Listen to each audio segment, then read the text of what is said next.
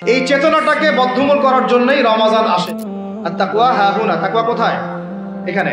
আপনি সওমের আয়াতটা পড়েন, কুতিবা আলাইকুমুস সিয়াম কামা কুতিবা আলাল লাযিনা মিন ক্বাবলিকুম লাআল্লাকুম কি তাত্তাকুন। তোমাদের উপর সওমকে ফরজ করা হয়েছে ঠিক যেমন করে আগের উম্মতদের উপরেও করা হয়েছিল।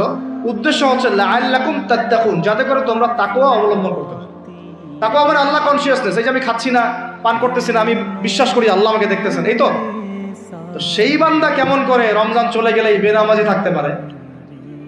রমজান চলে গেলে কি আল্লাহ তাকে আর দেখে না? সেই বান্দা কিভাবে সুদ খায়, তখন কি আল্লাহ তাকে দেখে না?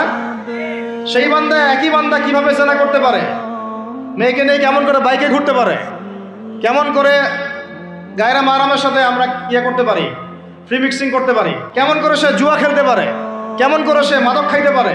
কেমন করে সে আল্লাহ দ্রোহী আইন বাস্তবায়ন করতে পারে? যদি সে এই চেতনা থাকে যে আল্লাহ আমাকে দেখছেন। এই চেতনাটাকে বদ্ধমূল করার জন্যই রমাজান আসে। বলেন সুবহানাল্লাহ। আমি বুঝাতে পারলাম রোজা রাখার উদ্দেশ্যটা কি?